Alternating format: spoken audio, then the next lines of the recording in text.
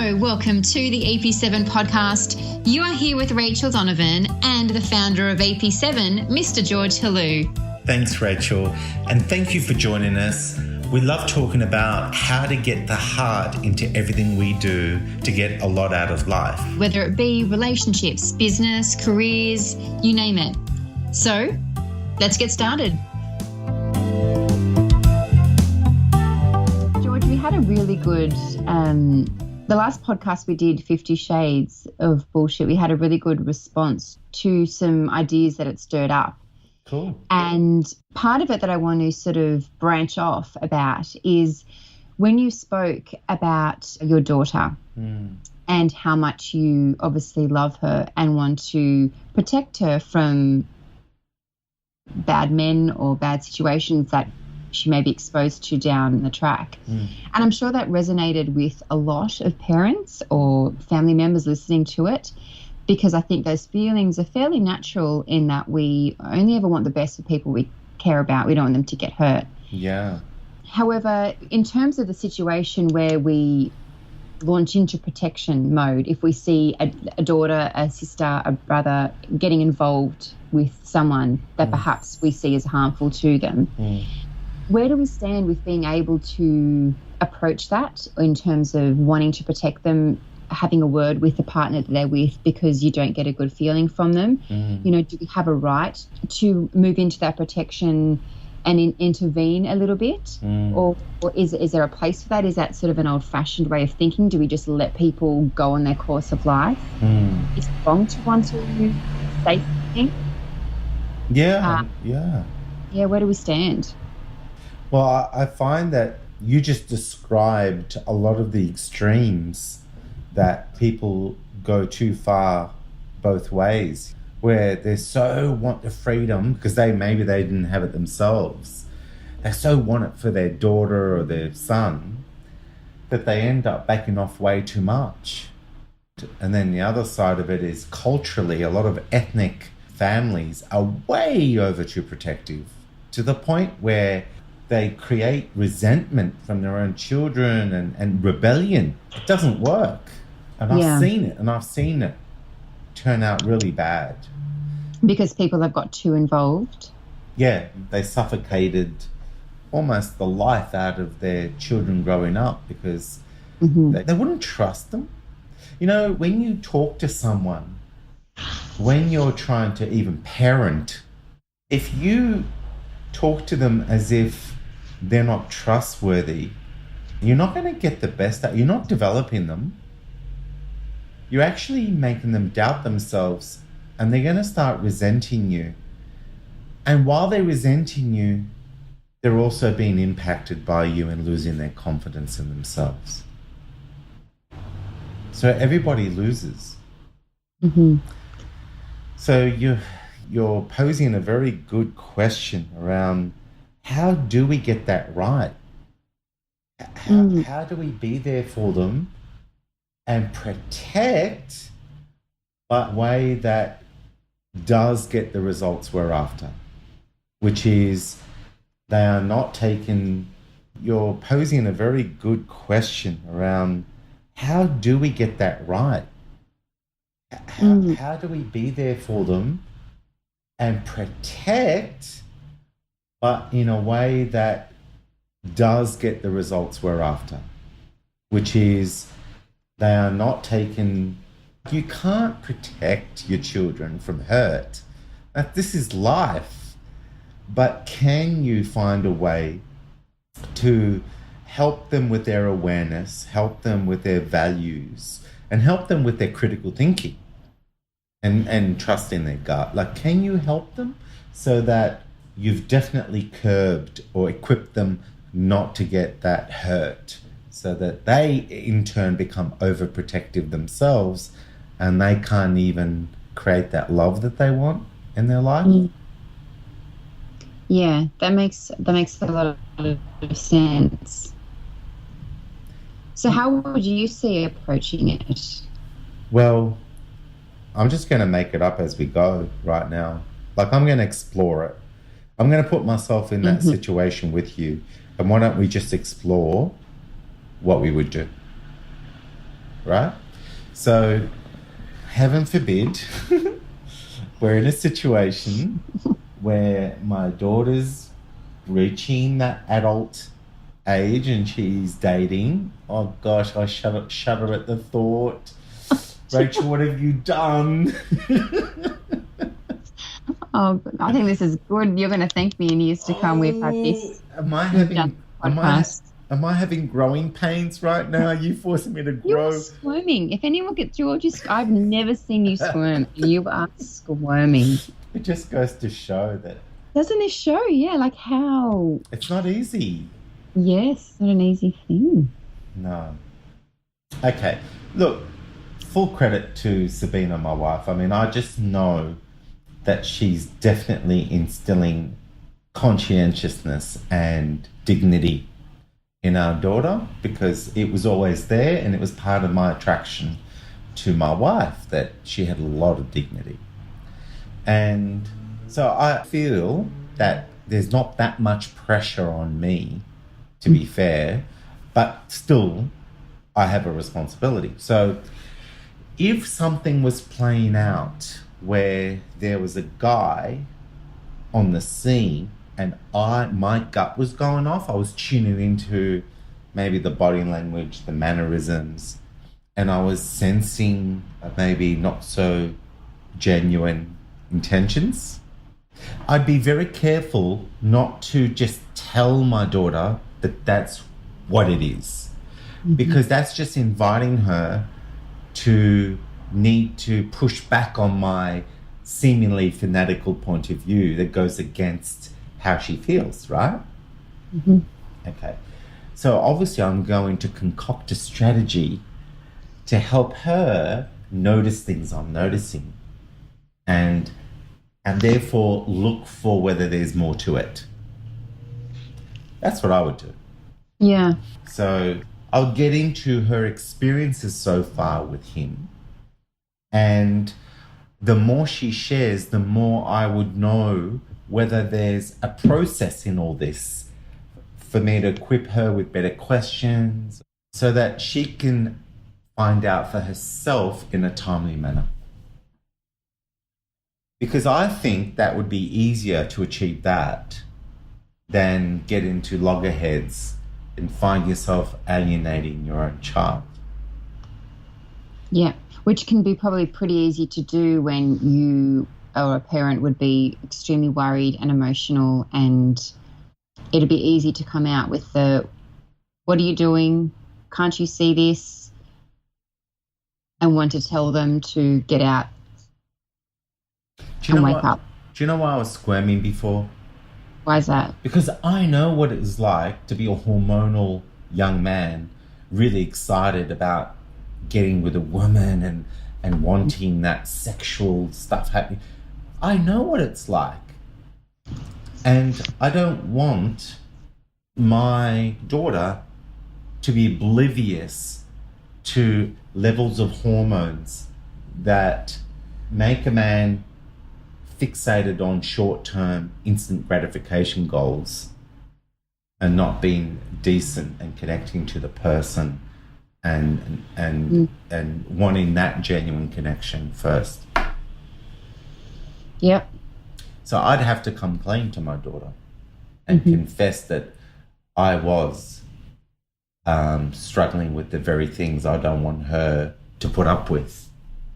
So it's almost like she gets to know the limitations and the struggles of boys so that her lights are on. You know, she really is tuned in and not taken for a fool, so to speak. Mm-hmm. Yeah, right. How did you deal with all that growing up? Did you want your parents to be more involved or less? Did I just put you on the spot? No, because looking back, I probably would have preferred them to be more involved. I actually don't think they were very involved at all. And then the times, unfortunately, that perhaps they seemed or they wanted to be involved because it had got to a point where it was like, okay, I need to say something. And by that point, it's not that it's too late, but it's kind of so desperate that it doesn't come from that way you were just describing before about being able to look at the signs, question. It was just kind of a bit more the other end of the spectrum. So like highly emotional and highly controlling out of the desperate need to save you or protect you, that kind of thing. Yeah, more in that sense. And meanwhile, you're already emotionally involved, so it's never a win-win situation when you're that far gone. Yeah, that's right. So, and I guess they were, it's hard to tell sometimes. Like, I think my parents only ever wanted me to be happy, as I'm sure the same parents are. And as long as maybe they couldn't see why I was perhaps made certain choices to be with people, but as far as they knew, if they were treating me well, then that's okay. Yet I know that as a parent, if you're getting a gut reaction that something's not right, usually that's you're on the mark. And I'm not sure if sometimes that was not listened to at the earlier stages. Yeah. So I definitely do see parents trying to do the right thing and let their children have their own life experiences. And to a degree, I like it that you work things out yourself. But it goes back to what parts of your life could you do without the severe hardship, the severe heartbreak, the betrayal? I mean, no one's going to dodge the betrayal bullet and no one's going to dodge the bullying. Like, that's going to play out. But who do we want to be for each other? How do we want to empower each other and educate each other so that when those things are playing out or tempting us to go down certain paths, because of that help and support for each other, it's managed it so much better. And I think that's what it is. I don't think it's about how can we be perfect or how can we get it right in a sense that so that we avoided all the trauma and now we can have a trophy because our child escaped, all the bad stuff. Because I don't think there's such a thing. Yeah. Because if you did achieve that, then you pretty much led your child to adulthood with not much depth of character coming from needed resilience. Yeah. And therefore they end up falling hard because of that really sweet naivety. It's like a ticking bomb. It's the next, but the problem, by the time you get to adulthood, now you've got more money to lose, and now you've got more career to nurture and protect. When you fall hard at that level, it can derail you, and the costs are much greater. So I guess there's a real sense of, I don't know, it's almost like a damn science experiment. Like, how do you scale up and give really natural and organic stepping stones of experience of building your resilience and your knowledge? And so it's an interesting one to explore, but it always does come back down to balance, doesn't it? Like, how do you balance it? Yes. Yeah. And you know what? And being open anyway, having those conversations. Yeah. I think that we really should also address the overprotection. Because if you just assume every guy is going to have bad intentions, then what if you're robbing your daughter's childhood sweetheart? What if you're robbing them of a genuine connection that's so beautiful and pure? It's funny. Like, I remember we were going out and one of my cousins was going out with this girl, and we ended up at her parents' place. They were away on holidays and we were just chilling out, like a bit of a party atmosphere. And a very young, kind of like a cousin, like sort of related, not really, was with us. but I think he was only maybe 14 or 15. And he met her younger sister, who's 14 and 15. And they were just hanging out together. And we thought they're so young, it can't even begin to be serious, but it's nice that they're getting along. They're married with 4 children today, Rachel. Wow. And they were the only girlfriend, boyfriend they ever had. Like, Wow. they were each other's first. And they were it. That's So- incredible. Yeah, so you don't know. So if you're too overprotective and trigger happy, the brain's going to misinterpret too much stuff. So you definitely have to be careful that you're using your paranoia from your own traumatic upbringing to superimpose and assume the same thing without being truly and genuinely present to what's in front of you. And look, I don't think you can judge anyone until you've watched them react in conversation, watch them make decisions in situations. Like, you have to only discern from that and help your child learn that skill. And our biggest problem, as we've talked about in past, podcasts, is that we're very fanatical and we ignore the anomalies, things that don't make sense, because we're superimposing the fantasy on what we want to see, or we're superimposing the nightmare on what we fear. So we're rarely allowing ourselves to actually see the truth of what's right there, but also who we choose to be can decide what it becomes. That's why I keep saying you can inspire the best out of someone for you, but that can be a rat bag to someone else simply because of the dynamics. The worst of that person, those buttons are pushed with someone else. But when they're with you, the way you engage them and you connect to their good nature, it's like you're like a breath of fresh air to them, and all they want to do is reward you for seeing the best in them. So you end up getting the best out of them. Well, surely if your child is growing up with that awareness, that understanding that when you are clear about your own values, your own worth, and you engage someone and they're starting to show signs that they're not compatible, but you invite them to go there because it's worth it, everybody wins, and they don't go there, then you know how to gracefully move it on.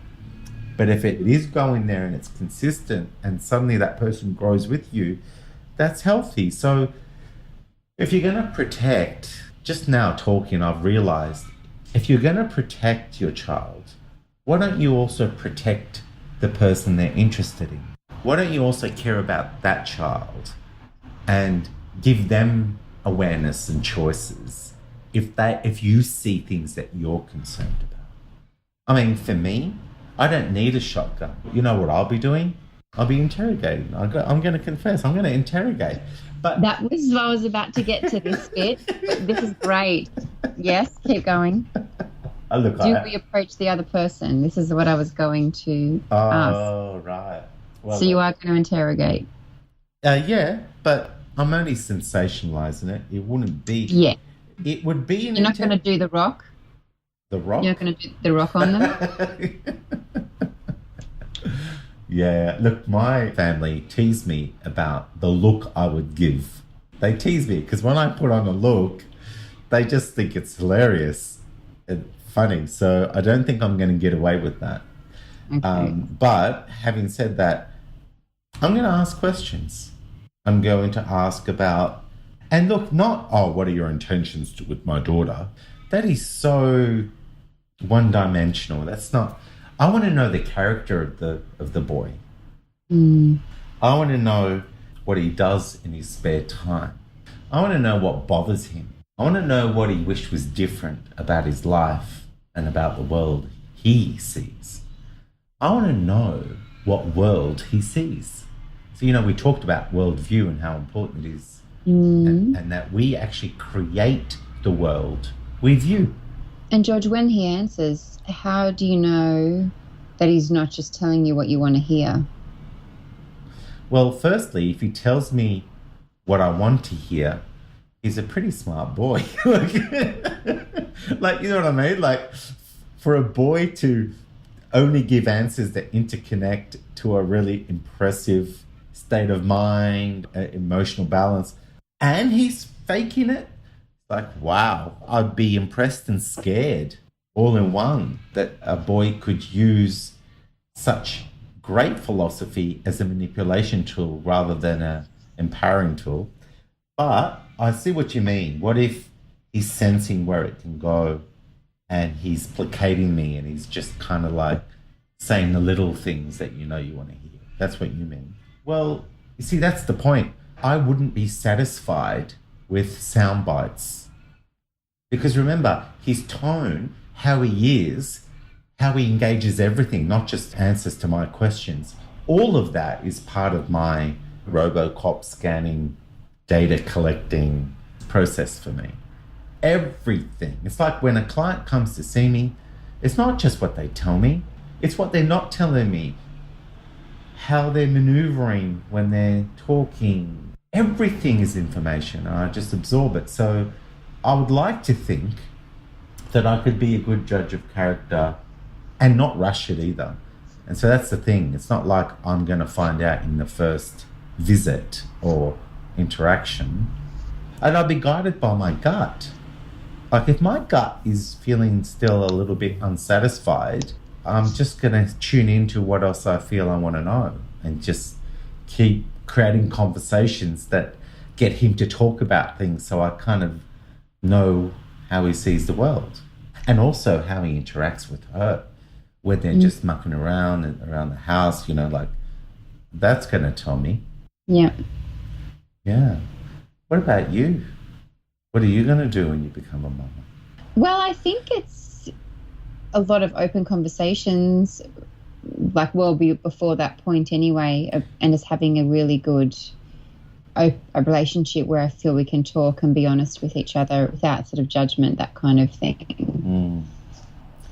Yeah, that's sort of the basis. I think you're right. I think from the first 7 years of your child's life, you're already conditioning them how to think about themselves, what relationships are like, and they grow up.